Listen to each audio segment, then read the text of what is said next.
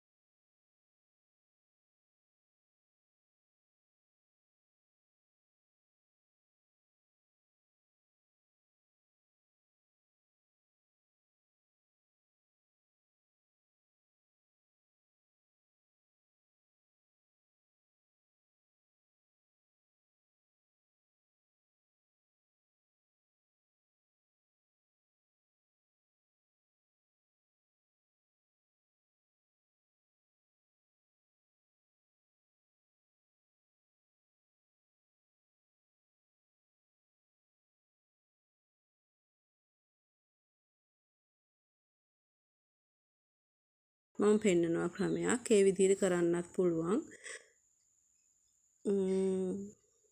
මේ විදිහට අපි ඕල් ෂේප්ස් තුනම මේ විදිහට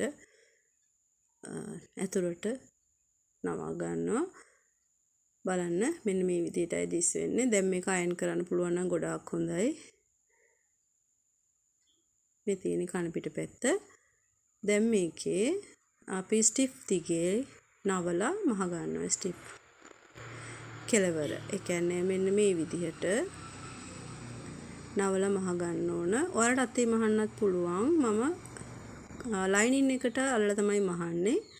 ඒ කියන්නේ මේ විදිහට සාරියේ උඩ කොටස එහාට කරලා පොප්ලින් කොටසට අහු වෙන විදිහට මෙන්න මේ ඔයාලට පේන විදිහට මහ ගන්නවා.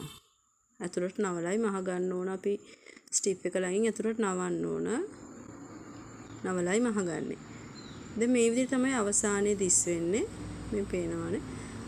ලස්සනට තියෙනවා. ඊළඟට අපි මේකේ උඩ හොඳ පිට පැත්තෙන් අවුට්ලයින් එකක් ගහනවා. තවත් නීට් වෙන්න හින්දා. ඉතින් මේ වෙලාවේදී ඔයාලට මේ අවුට්ලයින් එක වෙනුවට සාරි කෝඩ් එකක්, බීඩ් වර්ක් එකක් අපි වෙඩින් ජැකට් එකකට වගේ කරනවා නම් ඒ ලස්සන බීඩ් වර්ක් එකක් එහෙම දාගන්න පුළුවන්. බටන්ස් ඇටච් කරන්න පුළුවන් ඕපන් එකක් තියලා අතරින් පතර දැන් මෙතන හිස් තියෙනවනේ අඟලක විතර ස්පේස් එක. අපිට මේ ස්පේස් එකට ලූප්ස් දාලා ලස්සන බටන්ස් ඇටච් කරන්න ඕපන් එකක් විදිහට තියාගන්නත් පුළුවන්. ඉතින් මේ විදිහට තමයි අවසානයේ දිස් වෙන්නේ. හයිනෙක් ජැකට් එකකට කරලා තියෙන්නේ. ඔයාලත් කරලා බලන්න. Thank you.